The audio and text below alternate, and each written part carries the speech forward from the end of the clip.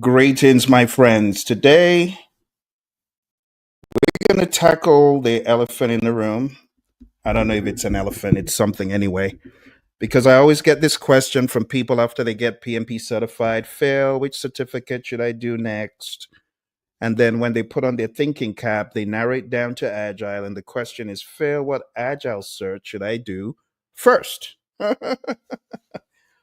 So I'm going to give you some insights today. Let's jump straight into the content. After PMP, which agile search should I take first? We're going to unravel a number of things today. We're going to talk about the different certification options that are out there. And then I'm going to narrow it down for those of you who are PMPs and those of you who aren't. So my name's Phil. I've been a project management trainer and coach for past 2 decades. I've got a number of agile certs, as you can see on the screen, and I've done a lot of research. And I keep my ear close to what's going on in the marketplace so I can give you a lot of insights. All right. So that's a little bit about me. I founded Praizion to help people better understand project management. And then that has grown into leadership and communications and agile and many other things. But the common question, once again, is what should I do first? Should I start with CSM, PSM, PMI, ACP? What is the most efficient path to agile mastery? So here's a breakdown. You want to take this from someone. Let me tell you my story. I got PMP certified in 2005 before a lot of you even knew what PMP was. Some of you had been in the game before me, but the people who'd been in the game longest, they hadn't really gotten into the world of agile until PMI started pushing agile a lot harder, a lot more. So 2017, the Agile Practice Guide came out, and that started making us predictive people pay more attention to that world. But before that, I'd started getting affiliated with the Scrum Alliance. So I got my CSM in 2011. And that opened my eyes to the world of Agile. But I had so many things swirling around in my head. And as embarrassing as it is to say, while I got my CSM and I was certified, I did not understand the knowledge that I had. You ever been there where you got knowledge and you pass an exam, but you feel like a fake and a flake? So even though I had the philosophies kind of swirling around, they were not organized. So I went around like that for a long time until I was able to meet my mentor and coach in the world of Agile, who took on the mantle since my Scrum trainer, Tom, did a great job laying the foundation, got certified. But then I wandered around aimlessly for many years as far as the Agile world was concerned. For predictive, I was doing good. I was getting employment, I was mowing it down, but Agile was just pathetic. So I had an understanding, a basic understanding of change driven versus predictive. But if you asked me to give you a full blown account of how is Agile different from everything else, what is the difference between Agile and Scrum, what is the difference between Kanban and Scrum, Kanban and Agile, pathetic. And it's okay. It's okay because I knew I needed help. So when my buddy Roy became my coach and I began training along with him, I began seeing all my blind spots. That's my cautionary note to everyone who has any certification. I don't care whether it's ACP, PSM, CSM, CSPO, PSPO, SPS, whatever it is. It's one thing to have a certification, but it's another thing to be able to explain the details, unravel the mysteries. I could not. So I want to caution you, it's not about the certificate. It's not about saying, oh, I've got an ACP. Look, I had an ACP because Roy was encouraging me, get an ACP, get an ACP. So I got my ACP, but I hadn't worked close enough with my buddy Roy to really understand, okay, I got a CSM, I got an ACP. But what is the difference between Scrum and Kanban, Kanban and Agile, Scrum and Agile? I hadn't narrowed it down until I started working with Roy, until he started mentoring me, coaching me, helping me, showing me, until we started building courses together. And I'm not saying everyone needs to get there because tonight I'm going to show you the things I was blowing past like a maniac on the freeway. I'm going to show you tonight. Okay, I'm going to give you an Agile 101, a Scrum 101 from a predictive traditional junkie. Who's gone rogue now? I've gone rogue. I'm going to show you all that stuff. So let's jump back into the content, my friends. So, this is a common question I get. What I would recommend you do first is go for an Agile Basics course. That's number one. Grasp the key concepts of Scrum, the key concepts of Kanban and Agile, even before you go for any certification. Gain some confidence in what exactly is this Agile thing. So, if you're here tonight, you're in the right place because I'm going to give you a 101 course, okay, in the world of Agile, okay? So, once you get that base, you can go to a second layer, which is going deeper. You could go for a primer, like at agileaficionado.com. My buddy Roy has got training on there with me that will help prime you further. But after you go for the basics, this is the piece nobody wants to talk about because people get all emotional. I would recommend, first of all, right, after you've gone for a basics course and you know the difference between Agile, you know the Agile Manifesto values, you know the principles, you know what exactly Scrum is because you've read the Scrum guide, you've been trained on what Scrum is, you understand Kanban at that level, then you can go for CSM. And I know people are not going to like what I have to say, but I got to say it. I got to say it. You need to go for the CSM first. Why am I saying go for the CSM first? Not because I did it, okay? Because something was missing for me. Still a blockhead. Nothing. Nothing at home. Agile ignorant. Until I understood the very bare basics, okay? So the reason why I'm saying go for CSM first, I think one of our friends came in. Technology, how are you? Good to see you on here. Oh, thank you very much. I'm glad you're here. Awesome, awesome. So, as far as the CSM is concerned, the reason why I want you to do it first is the Agile Manifesto Value Principle. Number one, it says our highest priority is to satisfy the customer.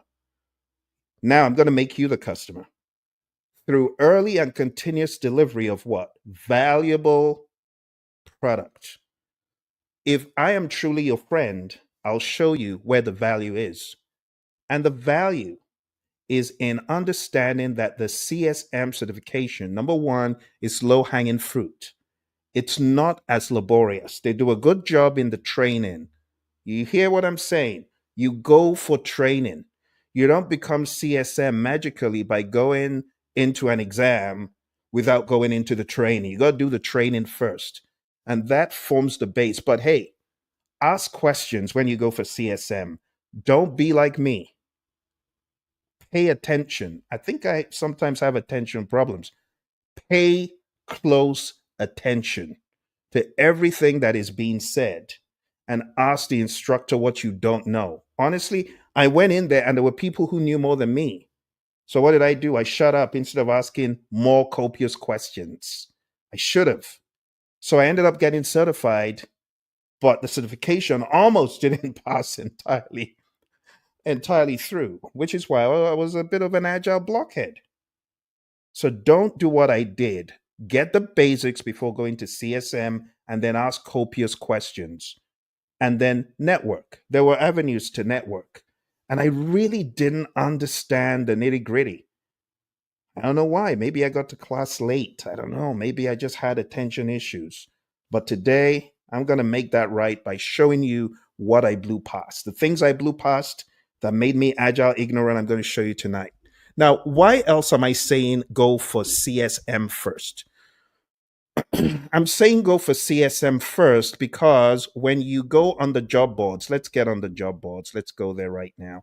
When you get on the job boards like monster.com, careerbuilder.com, and things like that, indeed.com, and you look for CSM, actually, let's just look for Agile and let's look for Scrum Master. Okay, let's look for those key terms. And I should actually look everywhere. So let's take Mesa, Arizona out. Those are the cookies working there.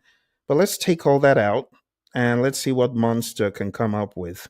It's just a standard job search. So it says Scrum Master, actively hiring. Let's click on that. So what are they looking for? Uh-oh, certified Scrum Master. Let's scroll down. Let's see what else it has here. 2 to 4 years experience as a Scrum Master. Scrum Master. Hey, hey, hey, hey, hey. Let's take a close look. Take a close look. Close look. It said Scrum Master certification. Are you getting what I'm saying? It didn't say professional Scrum Master certification. It didn't say Agile Certified Practitioner certification. You get what I'm saying? I'm trying to help you. Okay? Go for your CSM. That should be the first thing on your agenda. Go in there with an understanding, ask questions, beef up your knowledge. The Scrum Alliance, they got all sorts of courses round the clock. Am I happy with the 2 year? You got to pay. I don't know how much you got to pay now. They hit me up saying mine has expired. Yeah, while I'm not entirely enthused about that, you still got to do your CSM. It's a rites of passage. Do it, get the knowledge, get it down on your resume. And when you go looking for jobs like Scrum Master jobs, you're not going to be impeded by that. Okay. In as much as people hate to hear it, it is the gold standard. Okay. You usually see certified Scrum Master. Okay. Now, right next to certified Scrum Master, you can see it says safe preferred. I wouldn't work in such a job. Here's why: I do not believe in what SAFE has to offer. Now, I know a lot of people aren't going to like it because a lot of you got drunk the SAFE Kool Aid. Go to safedelusion.com. Begin to educate yourself as to why SAFE is really not preferred. Now, on this job post, it says SAFE preferred. I just saved myself the stress. I ain't going to apply for this job. So, you want to look for a job. You got to be selective. Otherwise, you're pulling your hair out like a lot of people are mentoring right now. A lot of people are mentoring and coaching in Scrum. They're fed up. Why? Because their company's drunk the stupid Kool-Aid and now they're doing this safe nonsense. So you have a lot of people pulling their hair out. They know how agile is, but safe is anti-agile as far as how it's been implemented. I know someone that I interviewed on this channel. He had tons of safe certifications. He said, ethically speaking, I cannot continue like this. So for those of you drinking the safe Kool-Aid, well, good luck to you. I ain't drinking it. I ain't recommending you drink it. So going back to the world of Agile, if you are looking to get sensibly into it, have a base education in Agile, go for CSM. I'm really grateful that I met my Agile, Scrum, CSM coach, Tom, because he got me passionate about this world of Agile. And he gave me a lot of history, a lot of where the bodies are buried in the world of Agile. There are a lot of stories. And Tom Mellor, shout out to Tom. You know, if Tom was still training this stuff, I would have said, consider going for his course. And there are a number of Agile Scrum coaches I've worked with. Um, Another great one is my buddy Bob. Call him Scrum Bob. And Bob is a great Agile Scrum coach as well, who was trained for Praizion. So there's a number. If you're looking, you know, if you got any idea of, okay, whose Scrum training should I go for, Phil? Let me see if I can share Bob's information with you. I'm going to try to pull it up because he's a really splendid CSM coach as well. Let's see. I'm going to drop his information in there. Okay. I'll try to do that before we get off the call. Because what I do now, I don't just recommend to people, oh, go for any old CSM course. No, I get very prescriptive about who I think you should go for, whose train I think you should go to. So let's put Bob's information in here. He's a really caring and great coach. Oh, I'm coming, Technology. So Technology says, is PSM no good? No, I'm coming. I'm going to explain it all to you. I promise. So I want to recommend my buddy Scrum Bob. Bob Schatz is a really great Scrum Coach. Just look for his information. When you go to LinkedIn, try and connect with him, if you're able. And if you're not able, look for him on Scrum Alliance. Tell him Phil sent you. Go for his training. Okay. It's a great Scrum coach. So, going back to where we are, the Certified Scrum Master, CSM, is a low hanging fruit. It's not crazily expensive. It used to be a lot more expensive, but it's not anymore. It builds foundational Scrum knowledge. You have a live instructor, which is what I like. Use the live instructor advantage. Ask questions. It's instructor led. You got sessions of interactive learning. It's widely recognized in agile circles. And because it's your buddy Phil, I'm telling you, get it first. So when you go on all these sites like monster.com, indeed.com, even on LinkedIn, and you're looking for all of these jobs, let's look for another one. Let's look for another one here, another Scrum, and it just says Scrum Master, and you just gotta go for it. But again, my recommendation, I'm gonna put this in the chat. Um, for those of you who are drinking the safe Kool-Aid, you gotta understand what you're drinking. So you're drinking poisonous stuff. And then you're gonna argue, you're gonna come hit me in the chat and say, Phil, you don't know what you're talking about. I know very well what I'm talking about. Go watch the interviews of people who are dabbling into this world. Anyway, that's enough for CSM. Let's move on to PSM. Why do I say take PSM next? Well, if you know the history in the world of Agile, you know the Scrum Guide was actually put out there for free by the two awesome co creators of Scrum, Ken Schwaber and Jeff Sutherland. And if you have not read the Scrum Guide, oh my goodness, we need to get you a copy of the Scrum Guide. You see, the really cool thing about these guys, I know people are going to argue with me that they are not heroes. They're going to quote the Japanese professors, the awesome people who went before them. But that's not the point. That's not the point. The point is they could have made this highly commercialized. Yes, of course, they benefited from it, but they've put this out for free. Let's go into the Scrum Guide. So, the Scrum Guide, Ken Schwaber and Jeff Sutherland are the authors. Ken Schwaber's company, Scrum.org, is behind PSM, and that's my point. So, you can read up a little bit more about both of them. This is Ken's bio.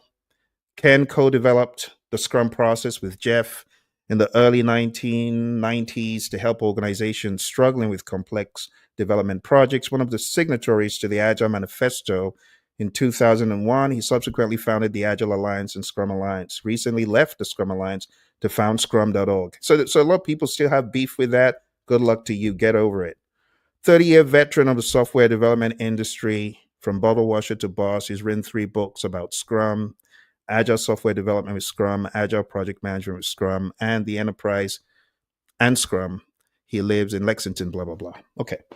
So you get the idea of who is behind the certification, the PSM.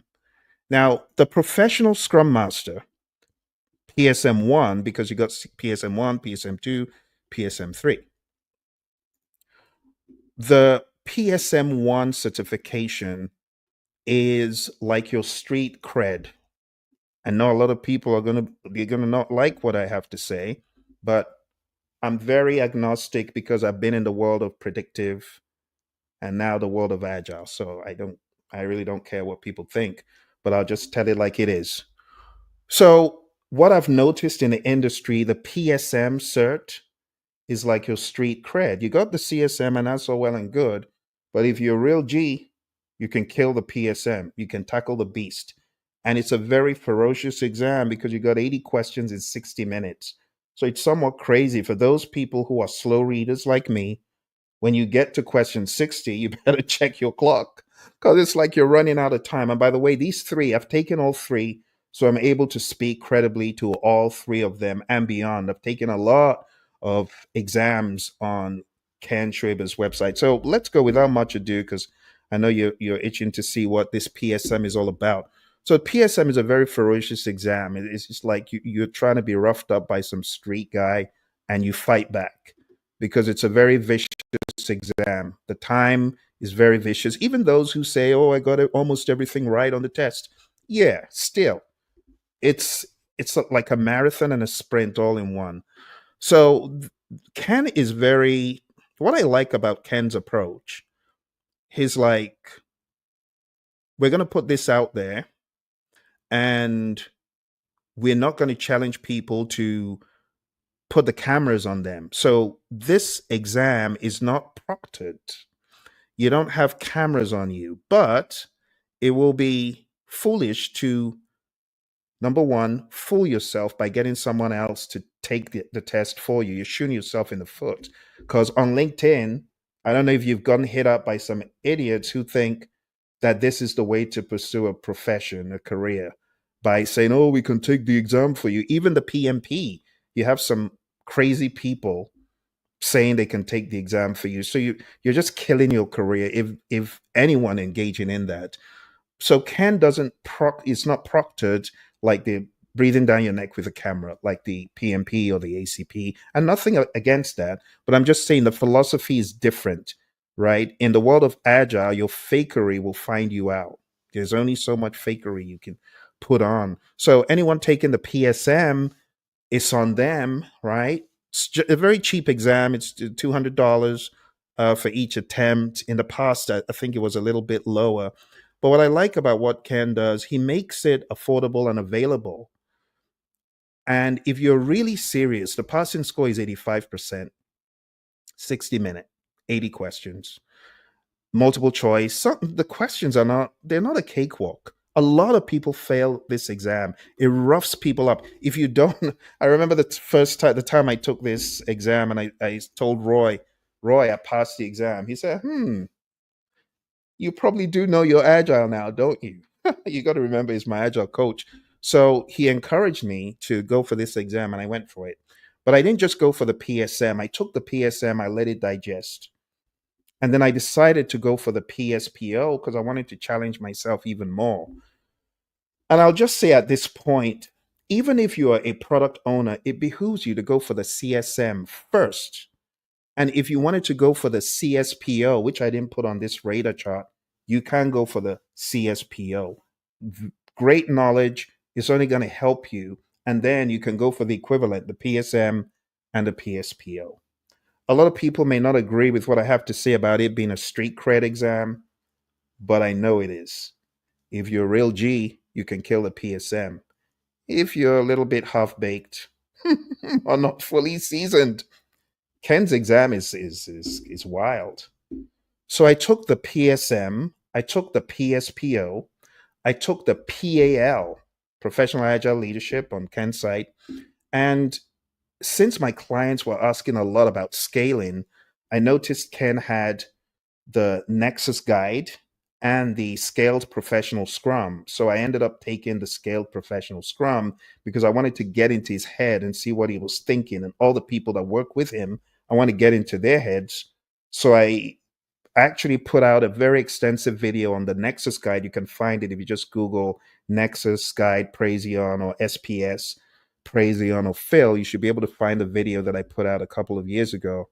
So as you can tell, I'm very passionate about the world of Agile because I've had clients that have gone to the la la land, the, I don't know, the bin, right? I'll just put it that way. They've gone to the dark side. You're doing all this scrum, safe scrum stuff, they call it. So I'm very passionate. I don't want the rest of my clients to go down a blind alley and think that these other alternatives are the way out. They're not.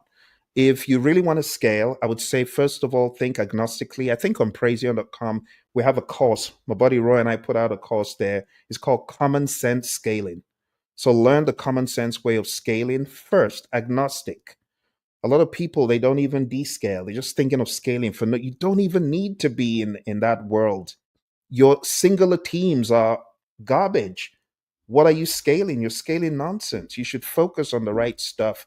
which is what I'm going to show you today. All right. So, the PSM certification, I believe it's a really good one if you really want to prove that street cred and you really want an exam that will grill you. The PSM is a great exam to take. Okay. All right. Let's move on. Finally, we get to PMI ACP. Now, why is ACP last on the radar? Number one, it is quite expensive. It's quite expensive. So, one failed attempt, you're in trouble. The other reason is if you go to a lot of these job boards in economies of scale, in economies of popularity, you are going to first of all find like all these boards, monster.com, dice.com, indeed.com. You're going to find in economies of popularity CSM, PSM, and you'll be fortunate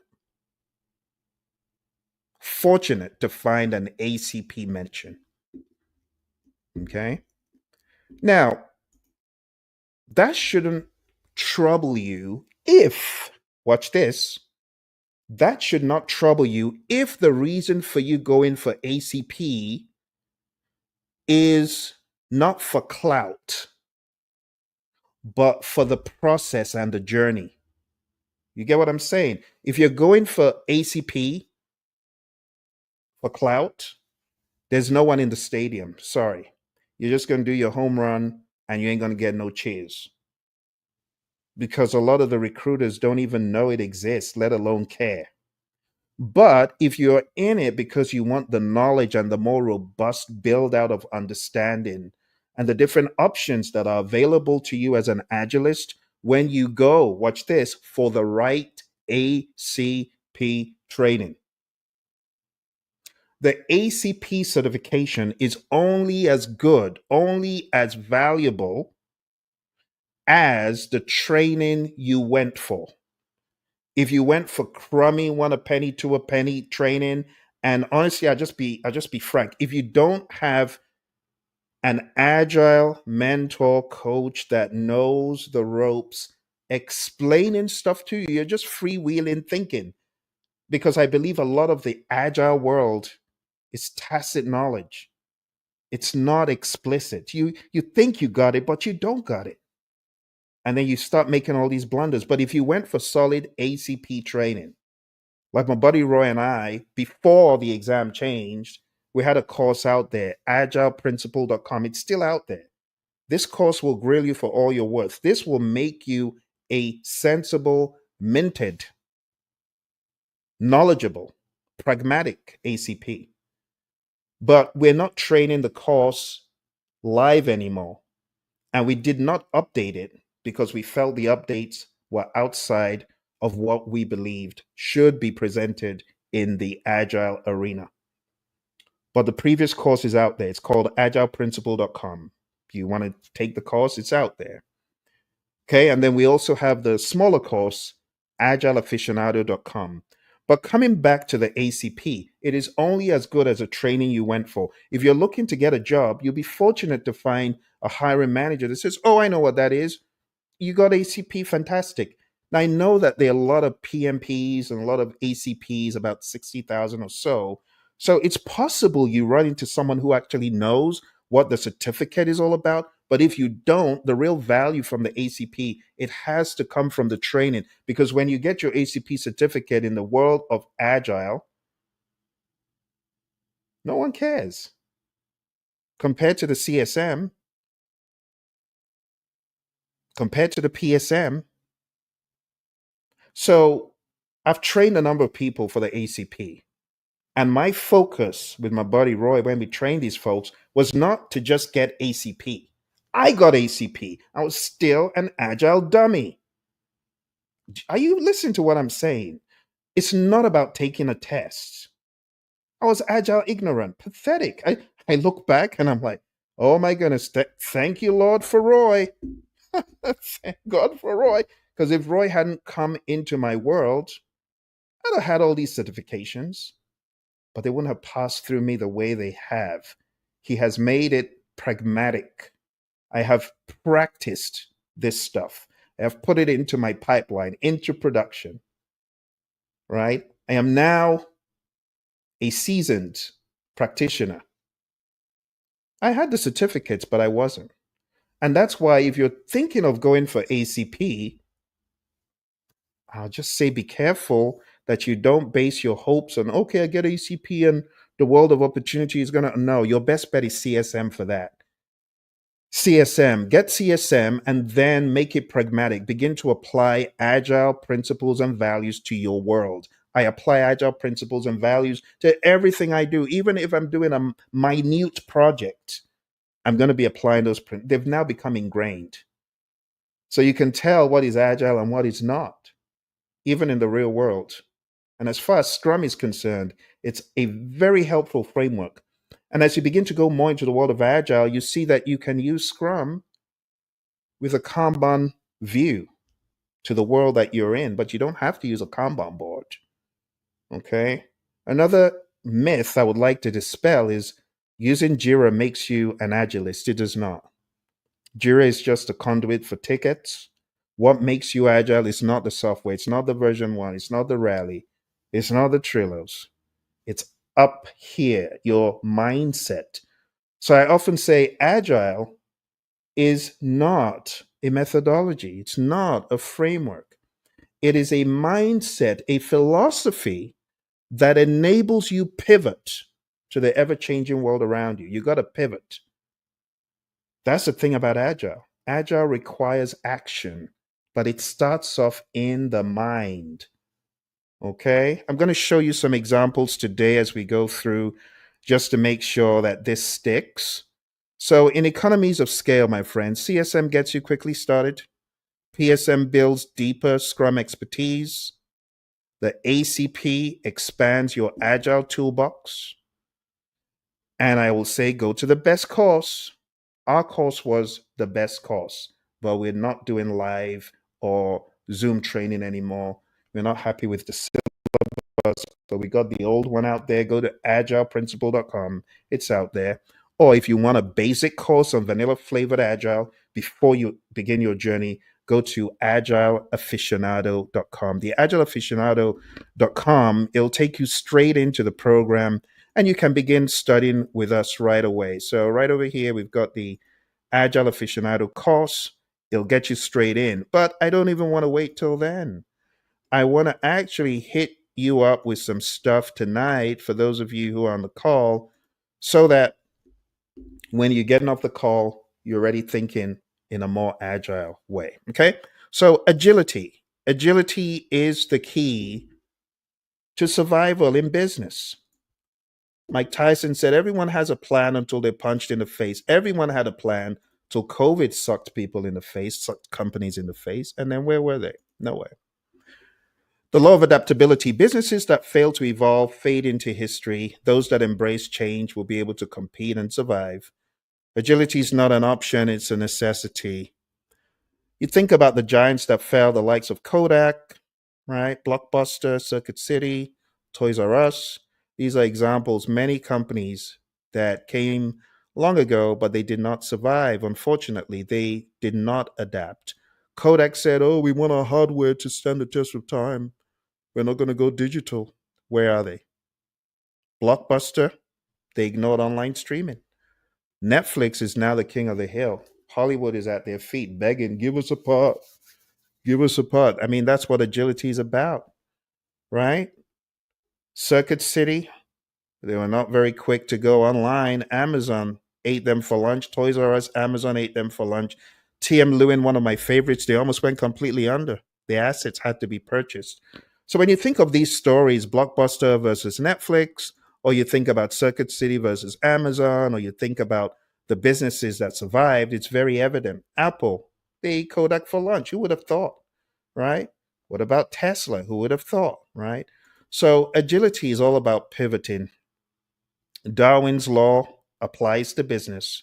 It's not the strongest of the species that survives, is it? Nor the most intelligent. It's the ones that are most adaptable to change. So we got to be innovative. We got to be ready to pivot. We got to be ready to harness things like AI. Got to be able to harness other technologies. Contrary to what a lot of people think, you don't have to be predictive all the time or agile all the time. But you do need to understand when you are in a simple space, bottom left, the pink, right? And then when you're in anarchy, top right, something's got to give. And the best way to handle the anarchy is to bring things into normalcy by breaking them down into pieces, iterations, plan in iterations, work in iterations, deliver incrementally. And for Agile to work, there has to be buy in. Some companies are at war with Agile. I wish them the best. Some companies don't even want to entertain Agile thinking. But PMI's research has shown that if you are Agile in your thinking and predictive in your delivery, you will do a lot better because it's all about the thinking. You take a look at traditional project management versus Agile. Traditional is fixed, linear, and step by step, and that's okay. I don't demonize traditional because it has its place. My buddy Colin was saying, Phil, I just finished a schedule for a nuclear plant shutdown. Thousands and thousands of lines of steps. How long were some of the steps? 15 seconds. You have to be precise when you're dealing with high risk, possible loss of life, and things like that. So predictive has its place. Let's not demonize predictive. Some people call it waterfall. I don't call it waterfall. I do my best to remember it is predictive, it's traditional, right? Because waterfall, if you look at the Rolls Royce model, it actually had feedback loops. So it's incorrect to demonize traditional, disparagingly call it waterfall. That's for the ignorant. So traditional has its place, agile has its place, right? In traditional, we do avoid change for obvious reasons, such as described. We're involved mostly at the beginning and the end if we're customers, but in the world of agile, the customer is all throughout involved. The deliverables are delivered at the end of the project most of the time in traditional. In agile, we deliver them in small increments. And while we get fixated on the schedule and the budget and so on, in the world of agile, we are also concerned with those things, but we tackle them on an iterative basis. And instead of getting into the do loop of, oh, the Gantt chart, we focus more on a time box and a cadence that's agreed upon. So, in the world of Agile, we often ask the question to our students, which of these do you think is most critical for project success? And you know the answer we get most of the time? The answer we get from our PMPs is one, two, and three: deliver on time, deliver on budget, deliver all planned scope. But do you know that is a misnomer? In the world of Agile, our highest priority is to satisfy the customer. We say build projects around motivated individuals, team members. Give them the environment and support they need. Trust them to get the job done. It's a philosophy, it's a mindedness. So when we look at this, we're not looking at one, two, and three. We're looking at the bottom three. We're looking at team satisfaction. If the team is satisfied, likely customers' needs are going to be met, right? Not all plan scope, but the customer's needs, because those could change. So what you're planning in the beginning, in the world of agile, it morphs and changes. And then we also want you to think of meeting quality requirements. The Agile Manifesto was introduced in 2001. These 17 awesome individuals, they were fed up of doing it same old, especially in technology projects where the technology changes and then everything goes downhill. So they wanted to capture at source the essence, the mindedness of how work should be done in a more adaptive manner. And it says we are uncovering better ways of developing product. Really says software, but we edited it because now this world of agile is not just affecting software, it's affecting everywhere. We got clients in construction, we got clients in oil and gas, we got clients in the education space, and guess what? They are all pivoting to agile, all pivoting. So we changed this so that it can make more sense for them. We're uncovering better ways of developing product by doing it and helping others do it. Through this work, we've come to value. Watch this. Watch this. This is a question for you. And the question is, what do you value more? What do you value most? Do you value food or do you value water? Okay, let me give you a scenario. You are in the middle of the desert, close to where I live, the Arizona desert. Which one would you value more? A steaming, hot bowl of food or water? The intelligent people in the room will give me The answer, water. Or I should say, the experienced people. Some people have never experienced going without water. So you survive longer with water, right? So going back to this, it says we're uncovering better ways of developing product by doing it and helping others do it. Through this work, we've come to value individuals and interactions. I value individuals and interactions over processes and tools. It did not say I am choosing to use only individuals and interactions, not processes and tools. It didn't say that. It's not instead of, it just says over, value over. It didn't say choose instead of. You get what I'm saying? So all the stuff on the right is still good, it's still valuable. It's just that the things on the left are more valuable. So individuals and interactions over processes and tools. Why? Because processes and tools are only as good as the individuals and interactions behind them. Working product over comprehensive documentation, because you could have all the documentation in the world if the product isn't working, what a waste. And in a lot of projects, we have redundant documents. So we value one over the other. Customer collaboration over contract negotiation. Again, it's a thing of value. Don't you value collaborating with a customer instead of haggling price and scope and schedule? When you have the collaboration mindset, the negotiation goes smoother because you're coming in with the right attitude. Responding to change over following a plan. Mike Tyson said it well. Everyone has a plan until they're punched in the face. So, what I'm trying to show you here is the high level view of the Agile Manifesto. Let's go to the next page really quick. So, the very first one, individual interactions over process and tools. People solve problems. Processes enable, should enable, not hinder. That's the mindset. Working product over comprehensive documentation, focus on delivering value, not excessive paperwork. Engage with users frequently. That's the mindset when we say customer collaboration. And adaptability leads to success in fast changing environments. Okay, there's slow changing environments, but this is a world of agile, and that's the mindset. Let's go very quickly to the principles. So I'll go over them really quick, starting from number one. If you need to go back and watch the video. You're going to be able to watch the video after this, but I'll just give you the top of the waves. So number one, satisfy the customer. It should be your highest priority. If you deliver to the customer early, it's good. Let me give you this scenario. You come across someone on the side of the road. Come across a guy on the side of the road. He says, I'm hungry. I'm hungry. I just need a little bit of food. Just give me a little bit of food. I'm hungry. And you say, oh, well, I'm a predictive project manager. Let me go away and prepare you the best meal ever. This is going to be a three-course meal. It's going to have a very robust entree. It's going to have a very robust dessert. You're going to love it. And you go away for 3 months, 4 months to prepare that three-course meal. And by the time you come back, the poor guy has expired. On the flip side, the Scrum Master in the world of Agile comes along and says, oh, I see you're hungry. Well, first and foremost, let me get you a glass of water. And then you deliver that. Let me get you a little snack to ebb you into it gradually. Delivers that in the next few weeks. Unlike the predictive project manager, and I'm not trying to demonize predictive, I'm trying to show you the difference and why in the world of agile, this is our demeanor. This is why we think this way, right? Our highest priority is to satisfy the customer through early. In my example, the guy at the roadside who encountered the traditional PM, he wasn't about to deliver early. But in my example of the agile PM or the Scrum Master said, okay, let me work with my team and deliver something real quick to you.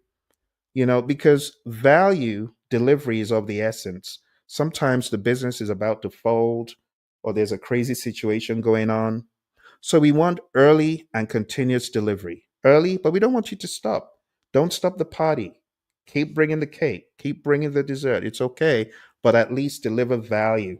And the reason why we want it early so we can get feedback and pivot accordingly, okay? So there's a reason why that is number one. That is the one that the Agile Manifesto team put first. It's for a reason. It's the mindedness, early and continuous delivery of valuable product. All right, let's breeze through the rest very quickly. Welcome changes even late in development. It could help the customer. Number three, deliver working product frequently from a couple of weeks to a couple of months. The shorter, the better, so we can get feedback and pivot. Number four, business people and developers should work together daily. We're working in short sprints every 2 weeks. We're looking at getting a potentially shippable increment, so we better be working together frequently. Number five, build projects around motivated individuals. Have you ever tried building a project around a demotivated team? See how that works for you. So it makes sense, right? Number six, face to face conversation is great. It's valued. Now, some people will argue, but if you remember Professor Emeritus Albert Merabian's 55-38-7, when there's no congruence with the words, tone of voice, and body language, what do people weigh the most? The body language, as much as 55%. It carries a lot of weight. So when you're in the room with people, things go a lot easier in terms of you can read the room, you can read the body language, you can read what is not said. The content richness of being face to face is so high, it's ridiculous. Like during COVID, when everyone was behind Zoom and the cameras were off, you feel the low energy if you were a trainer or coach, or even if you worked in an office. When you are in a room with your peers and your coworkers, you just feel that there's an energy shift. There's an energy shift. Some teams are really good at doing this online, but not everyone is there. But naturally, as humans, we wired to be in the same place. We were not born with Zooms, with cameras stuck to our foreheads. So we gravitate more towards being in the same place. As early as the cavemen, that's how they communicated. So we're wired that way. All right. Number seven, working product is the primary measure of progress. In this world of Agile, we measure success by done. It's not a question of, are you 99% done? Oh, you've really done well. No, in the world of Agile, you're either done or not. So we don't get hung up on percent completes like we do in traditional. And nothing wrong with that. It has its place. All right, Agile processes. Number eight, promote sustainable development. Just sustain the pace. Don't kill the team. Just get a pace that you can sustain and go accordingly. Don't do the crazy overtime. I know sometimes you might have to, but as much as possible, avoid it because it's going to ruin your velocity anyway. So as much as possible, constant pace, realistic stuff. Number nine, continuous attention to technical excellence and good design enhances agility. Right? The more technically excellent you are, the more you cut out the muda, the waste. Number 10, simplicity, the art of maximizing the amount of work not done. Do you see that? It's not the amount of work done. You want to maximize the amount of work not done. So it's a mindedness. You want to aggressively cut out the fat. In the world of Six Sigma, we call it muda. You want to cut out the muda. So much muda in our processes, documentation that shouldn't even be filled, stuff that shouldn't be done, steps that shouldn't be in there. So the mindedness is to cut all that stuff out. Number 11, the best architectures, requirements, and designs emerge from self organizing teams. And I know some managements have problem with that. Self organizing, what does that even mean? So we want to give the team the autonomy to get the work in, but they decide how the work is going to be done. They call the shots on the work, as opposed to traditional where you are pushed work. People push work on you, and then you have this big old pile of work.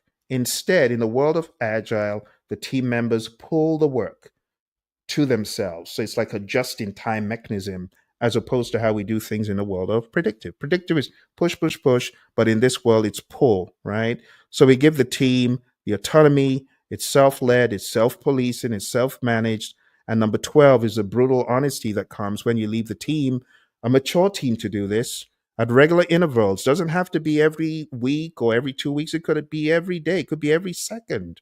So it's a mindedness that at regular intervals, the team reflects on how to become more effective.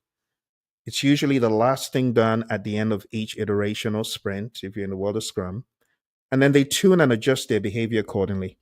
So, my friends, I just dunked you into the backbone of the world of Agile. I want you to bookmark this video. I want you to smash the like button, and I want you to share with other people so they understand the Agile Manifesto values and principles. And that is very quick. In our course, we slow down, we go through it a little bit, a little bit slower. So why is Agile in high demand across the industries? Okay, well, it's in high demand because Agile professionals help organizations respond faster to change. Those who are really good at it, they can see through smoke and mirrors of redundant processes. They're going to cut out the muda, they're going to reduce wasted time and improve efficiency. And Agile allows for continuous improvement. Some real world examples: government and policy, small pilot programs, small test initiatives before full rollouts. In military logistics, mission strategies adjust based on real time intelligence. In healthcare, agile crisis response models improve patient care. And in IT modernization, data migration is done incrementally. Just some very basic examples. So, agile is not for IT alone, it is used everywhere, right? Many different examples of agile in government and policy implementation.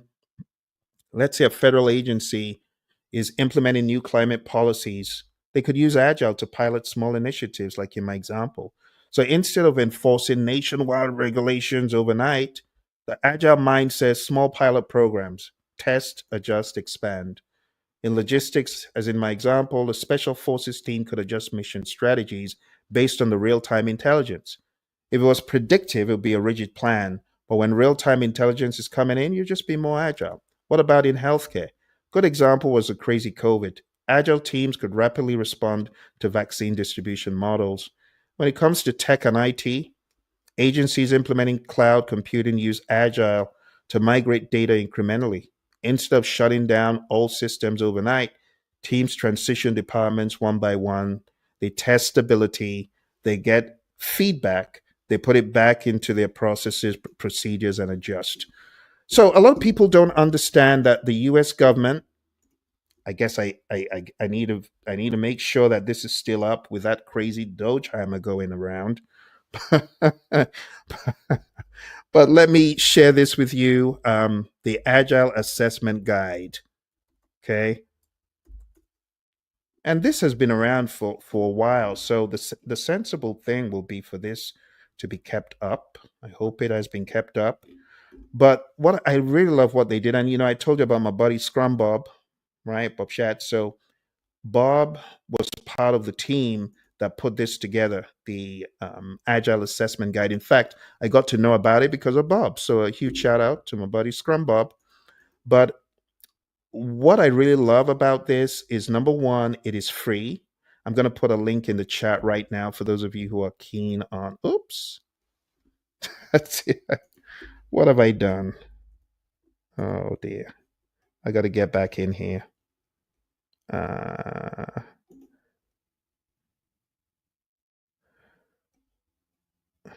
okay.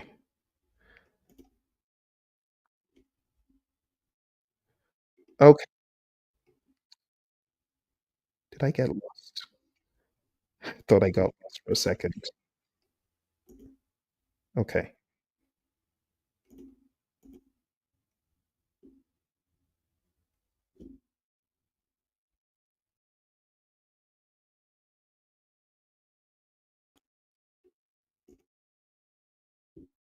Let's do this again.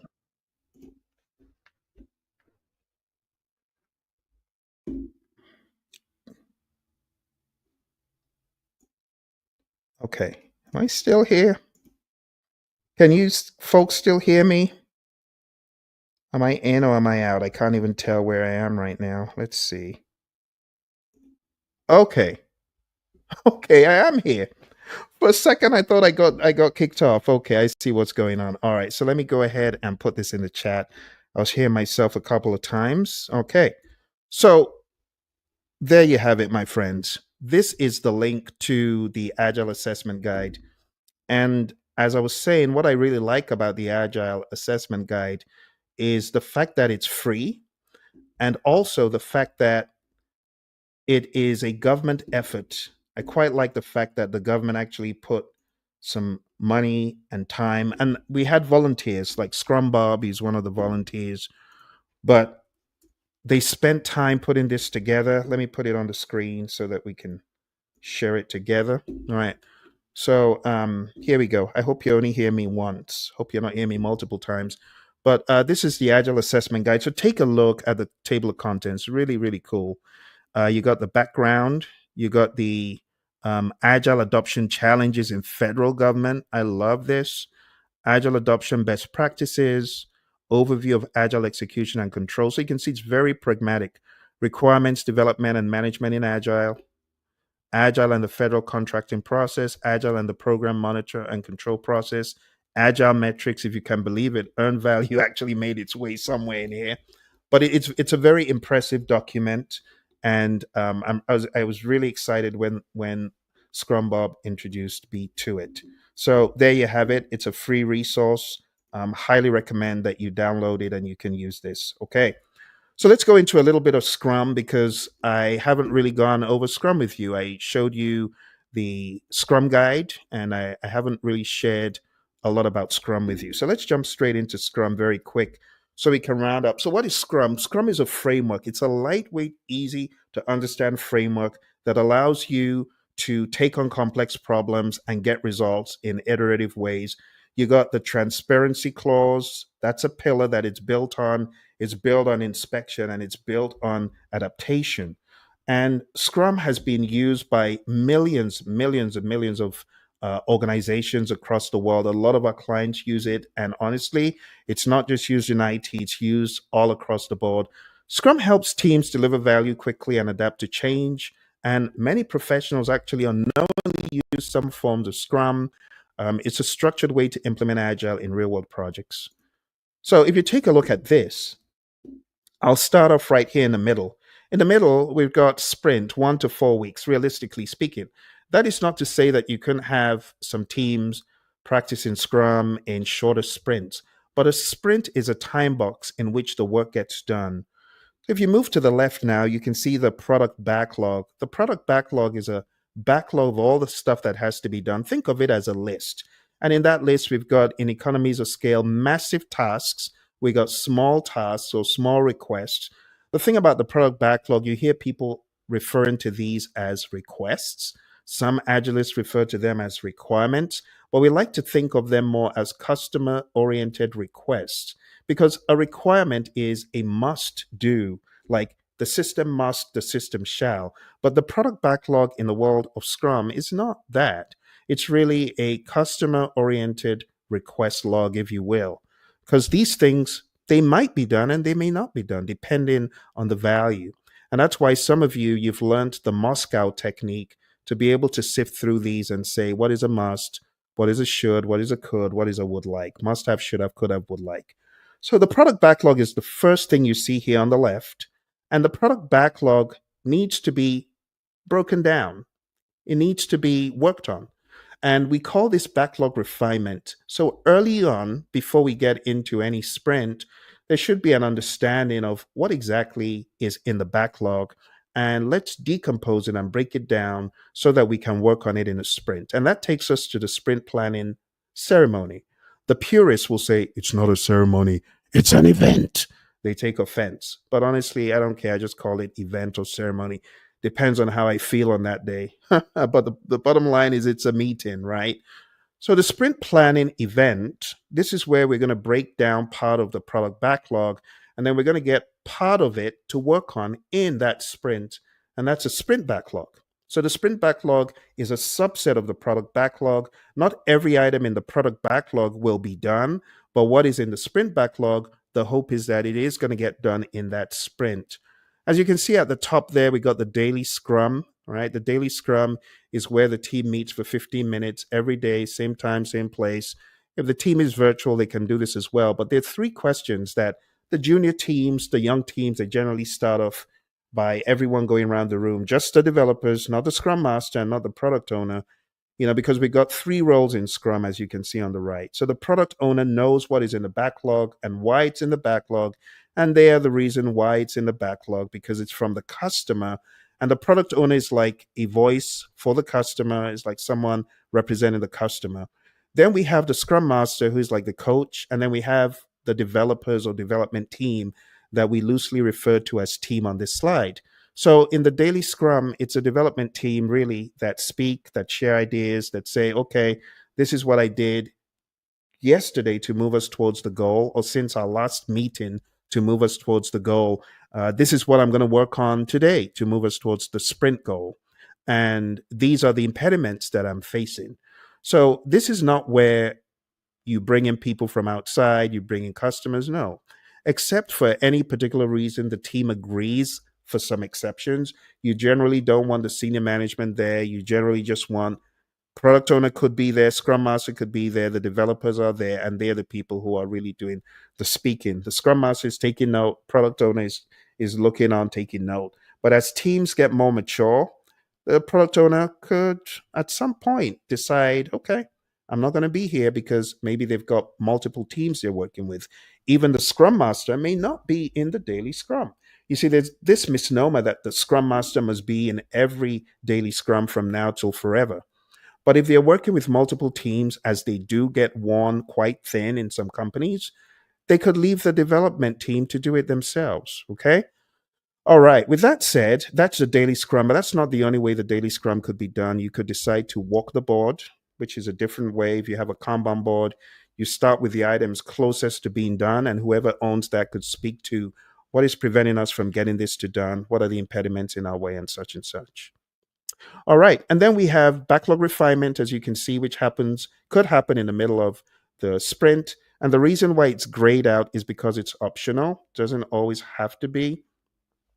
You could rely on the product owner to do this, but it's good practice for everyone to be in the room for many reasons, which I won't get into here. But it's not one of the mandatory events that you see described in the Scrum Guide. All right, then we have a sprint review event, and this is where we've now gotten the potentially shippable increment, and this is where the customer, the stakeholders, they're going to review the increment, they're going to comment, they're going to find additional requests that could possibly make their way, they're going to be honest, and we look at this as a working meeting, not just a demo. Some people call it a demo, and I don't begrudge them, but it's more than a demo. It's a working meeting. It's where you're getting feedback, and it's where you're collaborating with the customer and paying close attention. And then lastly, we have the sprint retrospective, which is where the team sits back, retrospects, look at what they did well, what didn't they do so well. This is where there's honesty, accountability. This is where the team could be open and frank and sincere with each other without having a bruised ego or being hurt. This is where a mature team will take time out to have fun. This is where you could play some games. Some of the retrospectives that my clients do, they would bring food. They would do a where you from day, bring food from that place. This is where we get into some really nice team building and teamwork, but really honest accountability as well. This is where we bare our hearts, bare our souls. So that's Scrum at a high level. We got three roles: product owner, Scrum Master, and the developers. We got 5 events, and we got 3 artifacts: the product backlog, the sprint backlog, and the increment. All right. So the rhythm of work, there we have it, the daily stand up. We want to understand the blockers. So when we have the daily stand up is not where we are going to resolve the blockers, but it is where we recognize the blockers. We got to take time out after the meeting to actually go after those impediments. And usually the Scrum Master can help with that. The Scrum artifacts, as I said, we got 3: product backlog, sprint backlog, and an increment. And then we're into the world of Kanban. Kanban is going to go very quick because I got to get off this call shortly. But Kanban is a framework as well. It's a visual workflow. It's a management system that tracks work, and it's great at optimizing productivity when done well, reducing bottlenecks. It originated in lean manufacturing at Toyota. It's now used across industries. The guy who worked on this came up with the idea, Taichi Ono. He observed the American supermarket system and how it worked in a more pull-based way. So there's kind of like a signal to replenish, and that's really what Kanban is based on. Kanban boards help you track work. I love Kanban. I use Kanban all the time. 3 very simple blocks. Let me get straight into it.